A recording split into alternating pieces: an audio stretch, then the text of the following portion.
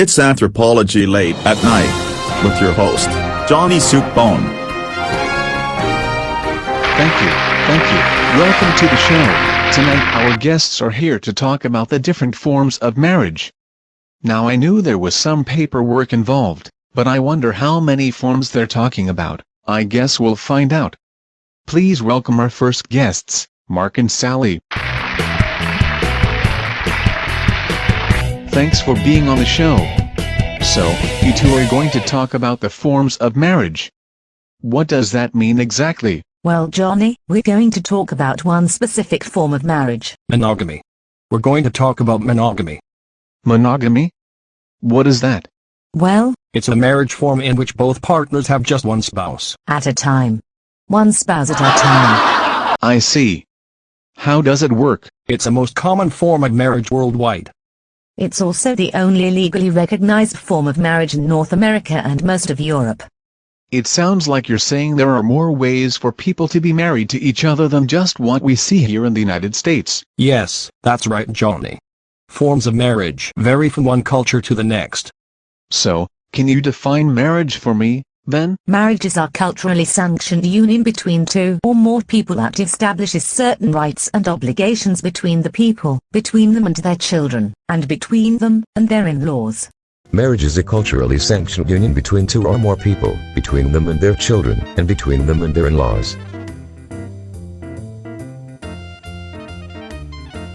Such marriage rights and obligations most often include, but are not limited to, sex, labor, property, child-rearing, exchange, and status. I always knew marriage was complicated, but this is more involved than I thought. So you're saying that marriage is about not only the people who are marrying each other. Indeed. It's also about the in-laws and the children that might be born to that marriage.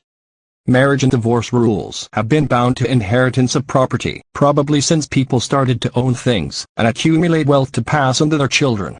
That's fascinating. So are you bonded for life, till death do you part? And all that? Yes. No. In North America and Europe, it's not that difficult to get a divorce. People practice serial monogamy. An individual marries a series of partners in succession. Thanks for coming on the show. I hope this monogamy thing works out for you. You're welcome, Johnny. It's not easy, but we work on it. Our next guests are practitioners of polygyny. Please welcome the Smiths. You are the Smiths. I'm Vina. I'm Alan. And I'm Bridget. What is polygyny? It's a marriage form in which a man is married to two or more women at the same time. Polygyny is a marriage form in which a man is married to two or more women at the same time.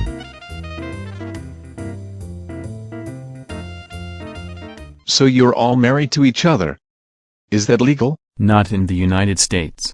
But we belong to the Bedouin tribe of North Africa. Well, you don't really look like I expect Bedouins to look. I hope you aren't stereotyping, Johnny. Don't get all racial on us. It's just that, well, never mind. So you have two wives? No, I have one husband, and so does Vienna. It just happens to be the same man.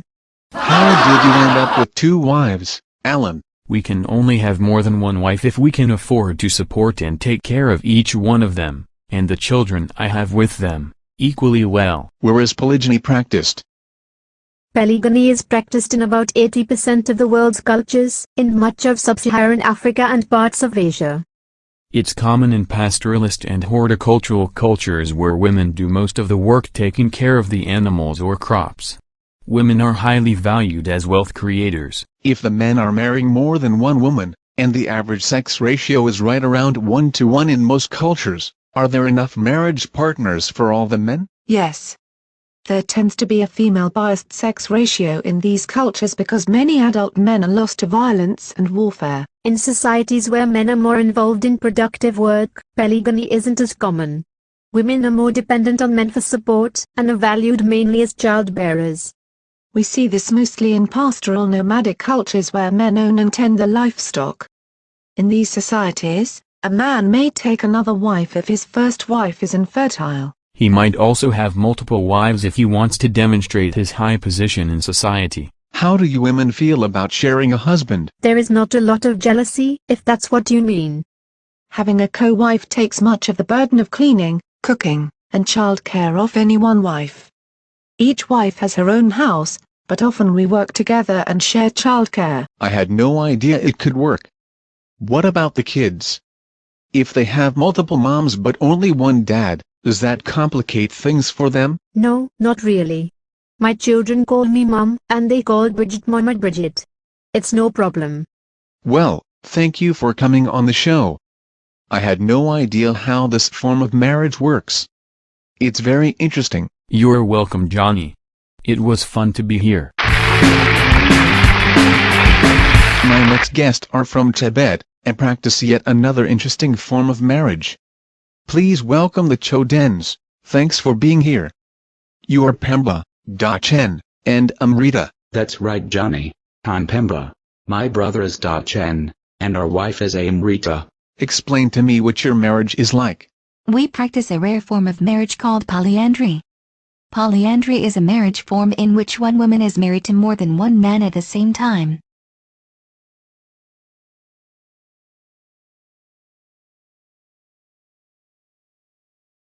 Does it work? I could see one man married to more than one woman, but... Of course it works. It is pretty rare though. It only exists in fewer than a dozen societies that we know of. All of these societies have a few things in common. In the Marquesan Islands in the Pacific, and in Tibet where we're from, for example, inheritance is passed down from fathers to sons. The marriage of brothers to the same woman keeps the land together by preventing it from being cut up into tinier and tinier parcels each generation for sons to inherit. It also holds down population growth, so people don't put too much pressure on resources. It's a kind of natural birth control. And in Tibet, having all brothers working in the same household means there will be enough people to do all the work. Things like trading trips, farming, and herding. It's pretty amazing. I have to admit, I'd never heard of polyandry until today. It is not a common practice, Johnny, so it's not surprising that you've never heard of it. Most cultures that have polyandry are in the Himalayan mountain region. How do the children know who their father is? Both Pemba and I claim fatherhood of all children born to this marriage. We have little concern for biological paternity. I think it would be difficult for me to share a wife with my brothers. I can only imagine, Johnny. Thank you for being here and talking to us about this fascinating marriage form, Amrita, Dakan and Pemba Choden. It was our pleasure, Johnny. Well, that's it for the show. Be sure to join us next time when we talk about another fascinating anthropology topic.